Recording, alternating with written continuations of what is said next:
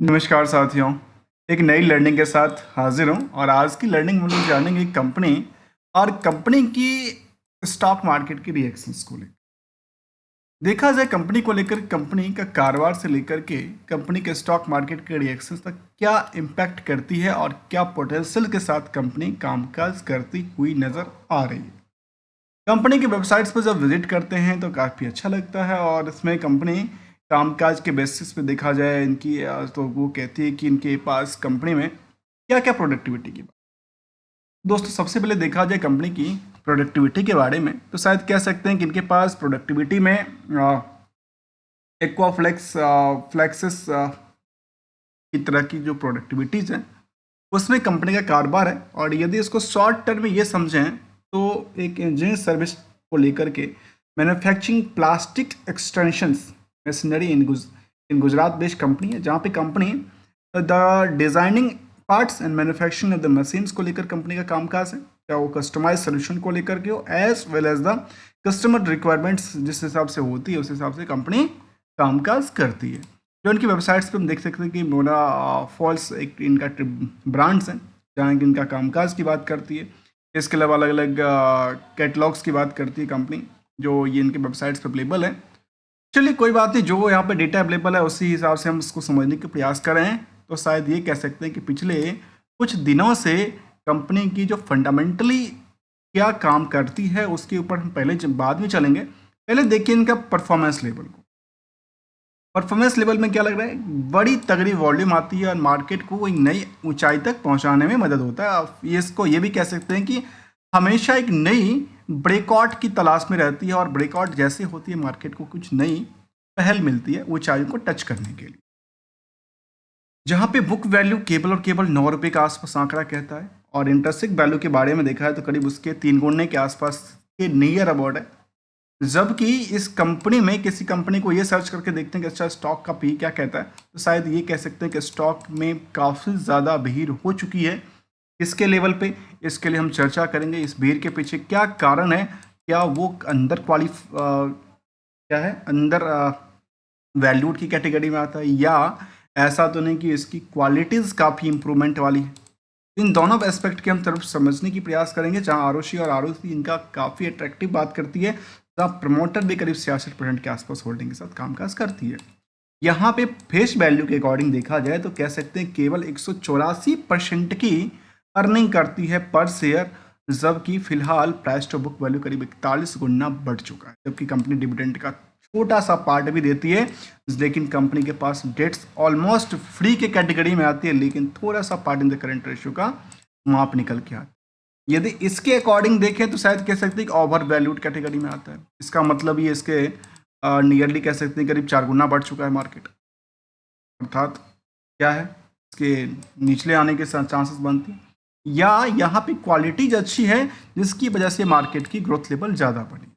तो चलिए इस पड़ाव को थोड़ा समझने के प्रयास करते हैं इस कंपनी को लेकर के, जो जहाँ पे कंपनी की हम फंडामेंटल को स्ट्रेटजी को तरह देखें शायद ये कह सकते हैं कि यहाँ पे कहती है एक बड़ी अंक आई है। अंक पता है क्या है, कहते हैं राजोड इंजीनियर जो है ना, दिस 10 में जो स्मॉल कैप्स कंपनियां हैं वो ओवर 300% की बात करती है, जो कि लास्ट कुछ सालों में रिटर्न की बात करती नज़र आई है। तो उसके प्रति हम समझने के प्रयास कर रहे हैं तो मार्केट की जो फंडामेंटल स्ट्रेटजी है वो क्या कहना चाहती है। देखिए, मैंने ट्रेंडिंग व्यू की बात किया, मैं कोई आपको नंबर फिलहाल यह नहीं बता रहा हूँ, केवल ट्रेंडिंग व्यू से बात किया। यदि यहाँ से यह लेकर यहाँ तक कंपेयर करेंगे हमारे सामने दिखता है कि अच्छा मार्केट ने यहाँ से लेकर उछाल किया, लेकिन यदि इसको और इसको कंपेयर करेंगे तो कहते हैं कि न्यूनतम नियर अबाउट द सेम ही रही है, लेकिन यहाँ से इसमें क्या कहती है एक गिरावट का माहौल सा बना था।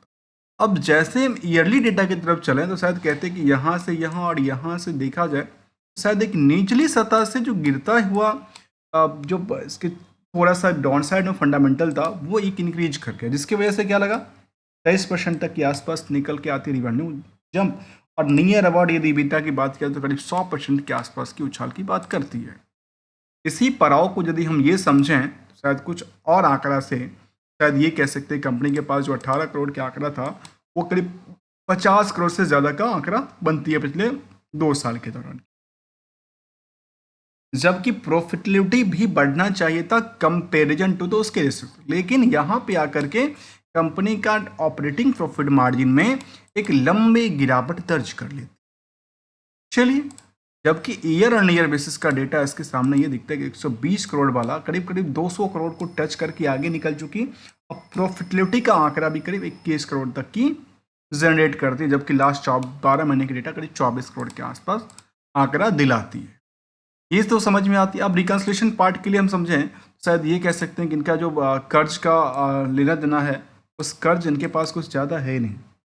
जब कर्ज नहीं है तो एसेट्स को लेकर कहती है कि एसेट्स तो बहुत कम ही आंकड़ा करती है, 227 करोड़ का पूरे के पूरे बैलेंस शीट की बात करती है। जबकि 227 करोड़ की टोटल बैलेंस शीट में 16 करोड़ का आंकड़ा दिलाती है। तो इनका उधार भी रखा था, लेकिन इस उधार के पीछे रिस्क कितना है?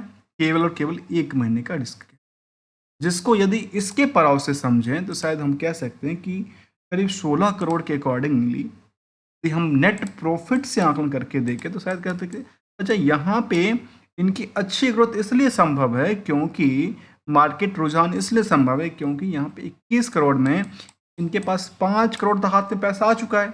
भले ही 16 करोड़ इनका रिस्क फैक्टर पर चल रहा है, जिसमें भी इनका अदर सोर्स ऑफ इनकम से 4 करोड़ का पार्ट रहा है। इसको भी माइनस कर दें यहाँ से तो 17 करोड़ के आसपास आंकड़ा आता है, और 16 करोड़ मार्केट में उधार पड़ा हुआ है। तब भी इनके हाथ में कितना है? 1 करोड़ आ चुका है। मतलब रिस्क में क्या हुआ? जितना प्रॉफिट है उतना ही इनका मार्केट में रिस्क पड़ा हुआ है। ये बात निकल के आती है। अब दूसरी तरफ देखेंगे इन्वेस्टर को मूड को लेकर के, तो कहती है निवेशक में कंपनी में एफआई और डीए की कोई भूमिका नहीं है अभी तक। केवल और केवल कुछ बल्क डील देखने को मिला था, वो भी 2019 का डेटा की बात कर रही है, अभी मार्च 24 के डेटा की बात कर रही थी, जिसमें कुछ कंपनियां ने अपनी पोजीशन को सेट ऑफ करती हुई नजर आई थी, जिसमें प्रोमोटर्स ग्रुप्स वाले। इस कंपनी में एक दूसरी बात ये निकल के आती है, जो कंपनी में कोई बड़े 1% से ज़्यादा, जिसको हम बिग बुल कहते हैं आमतौर की भाषा में, वो यहाँ पे नहीं कहती है, और जिसके वजह से मार्केट में 30,000 अर्थात 30% की होल्डिंग 30,000 लोगों के पास निवेशक बने हुए हैं। कब तक का डेटा है? अगस्त तक का डेटा शामिल कर। इसके अलावा की बात किया जाए दोस्तों, तो समझ में आपको आती है कंपनी की फंडामेंटली में जो last year on year basis का ग्रोथ लेवल की बात किया जाए तो ये कह सकते हैं कि सेल्स लगातार बढ़ी है, पूरा ही बहुत सही। प्रॉफिट लगातार उसके कई गुने से ज़्यादा इंक्रीज करती है, करीब उसके 3 गुने से ज़्यादा है, 300% से ज़्यादा इंक्रीज करती है। स्टॉक प्राइस सीजीआर लगातार भागती नजर आती है, रुकने का नाम नहीं, दौड़ती हुई घोड़ा की तरफ भागती है। रिटर्न ऑन इक्विटी भी इनको बैकअप देती है। इन तीनों बैकअप के बेसिस पे जो स्टॉक प्राइस सीजीआर है वो कई गुने की रफ्तार से क्या है, उछलती हुई नजर आती है। अब दूसरा तरफ देखा जाए, क्या निवेश जो कंपनी है वो अपने निवेशकों को भी कुछ देती है? कभी कुछ दिया है, नहीं दिया है? और 1 साल के डेटा की यदि हम चर्चा करें तो शायद ये कह सकते हैं कि यहाँ से लेकर के यहाँ तक एक ही जोन में काफ़ी दिनों तक ट्रेड रहा। उसके बाद मार्केट ने ऊंचाइयां बनाई, फिर सस्टेन किया, फिर मार्केट ने ऊंचाइयां बनी, फिर से सस्टेन किया, फिर मार्केट ने ऊंचाइयां बनी, थोड़ा सा प्रॉफिट भी बना है। यदि इसको वॉल्यूम के बेसिस पे देखें तो वॉल्यूम क्या दिखती है? जब मार्केट में कोई वॉल्यूम नहीं था, इंटरेस्ट नहीं था, तो मार्केट एक ही रेंज में था। मार्केट में इंटरेस्ट बना तो नए प्लेयर खरीदने के लिए आए, पुराने प्लेयर बेचने के लिए आए। जहाँ पे निवेशकों की तरफ देखा जाए तो वो कहती है कंपनी रिकमेंडेशन ऑफ बोर्ड वो उसको लिए बोनस इशू के लिए दिया था, और हाफ ईयरली डेटा को लेकर सितंबर की अपडेट भी इन्होंने बताने की प्रयास किया है। और कंपनी समय से समय पर कंपनी अपने निवेशकों को कुछ ना कुछ दिया है। रिसेंटली की बात किया जाए इसी साल की, तो कंपनी एक के बदले एक बोनस भी दिया था। उससे पहले कंपनी ने बाईबैक ऑफ शेयर भी किया जनवरी के अंदर। अर्थात सोचिए कंपनी के पास कितने पैसे पड़े हैं, जो एक तो बाईबैक किया, दूसरी बात करें तो उनके पास बोनस भी देती है, तीसरी बात करो तो डिविडेंड का पार्ट भी कंपनी ने अपने निवेशकों को कुछ पार्ट तो दिया है। अब एक सवाल और आता है, कंपनी के कुछ सेगमेंट वाइज भी शॉर्ट्स की बात करती है? कहती है बिल्कुल नहीं कहती है। और चलिए इसी कड़ी को थोड़ा सा और समझने की प्रयास करेंगे हम कुछ और लेखा जोखा के साथ, जहाँ पे ये समझें जो पिछली चार्ट लेवल था उस चार्ट लेवल में कब से ऐसा ग्रोथ लेवल की बात किया जा रहा है, और क्या लगता है इसमें गोल्डन रूल हमेशा अप्लाई होना चाहिए या नहीं होना चाहिए, इसकी भी हम चर्चा इंक्लूड करते हैं। अब जहाँ पे पीयर्स में इसको टेगा इंडस्ट्रीज, आज़ाद इंडस्ट्रीज और स्कीपर जैसे इंडस्ट्री से शामिल किया गया, जिसपे कुछ कंपनी पे हमने ऑलरेडी स्टडी किया हुआ है। वो आप जाकर के यदि इंटरेस्टेड हैं तो जाकर के देख सकते हैं। मैंने स्कीपर पे स्टडी किया हुआ और बाकी जो कुछ कंपनी है इस पर मैं धीरे धीरे आऊँगा, आज न कल स्टडी करूँगा डीपली, और जहाँ तक हमारी स्टडी का तरीका है उसी बेसिस पे। दोस्तों इसके अलावा देखा जाए कंक्लूजन में, तो कंक्लूजन ये कहती है कि इसका कंपनी में ऑलमोस्ट डेट्स फ्री का आंकड़ा कहती है कि एक्सपेक्टेड गुड प्रॉफिट की बात करती है हमेशा। और फिलहाल ये कह सकते हैं कंपनी के पास जो सेल्स रेशियोज था वो सेल्स थोड़ा सा गिरावट रहा है, लेकिन फंडामेंटली में स्ट्रांग रही है। भले सेल्स का थोड़ा सा गिरावट रहा हो लेकिन उससे कोई बड़ा फर्क नहीं पड़ता। लेकिन एक्सपेक्टेशन ये किया जाता है कि जून टू सितंबर वाला जो डेटा, जुलाई टू सितंबर का जो डेटा है वो थोड़ा सा और अट्रैक्टिव होके आए, जिसके लिए कंपनी ने बोर्ड मीटिंग के लिए कहा है। और बोर्ड मीटिंग कब रखने वाली है उस पर एक नज़र हम डालते हैं। अभी अनाउंसमेंट के अंदर हम देख रहे थे तो कुछ तो अपडेट दिया था कंपनी ने, और अपडेट क्या दिया था? अपडेट दिया था कि board meeting of the unaudited standard lawn data को लेकर कहती है कि 30 सितंबर वाली जो रिजल्ट है उसको लेकर के 6 तारीख को रिकमेंडेशन भेजा था, डिक्लेरेशन एंड रिकमेंडेशन की बात किया गया था। और बोर्ड मीटिंग की बात आएगी सामने, जैसे बोर्ड मीटिंग आएगी तो फिर इसके लिए कुछ कंक्लूजन निकल के आएगा। चलिए इस कड़ी को थोड़ा सा और आगे बढ़ाते हुए समझने के प्रयास करते हैं इसमें और क्या पार्ट्स को लेकर के कंपनी ने डिक्लेरेशन दिया। कहती है इन्होंने कंपनी ने कहा कि हमारे पास मीटिंग होने वाली है और मीटिंग को लेकर के जब कहते हैं consider the approval of the financial meeting of the board meeting को लेकर के कहा है, और कहा है कि हमारे पास 14 अक्टूबर को बोर्ड मीटिंग है। उसके लिए ध्यान देने वाली बात होगी जो मार्केट में जिस तरह से रिसेक्शन था वो क्या इनके लिए सस्टेन कर पाती है, या उसकी लेवल पर यदि कामकाज कर पाती है तो मार्केट में एक वहाँ से क्या होगा, शॉर्टफॉल हो सकता है और एक उछाल के लिए दोबारा तैयार हो सकता है। दोस्तों यहाँ पे रिटर्न ऑन इक्विटी की तरफ देखा जाए, जहाँ पे एक स्टॉक मार्केट के रिटर्न की बात किया जाए तो मार्केट में पिछले 6 महीने की डेटा बेसिस में निवेशकों को करीब 250% से ज़्यादा की उछाल दिया है। ऐसे एक साल में करीब 750% के आसपास।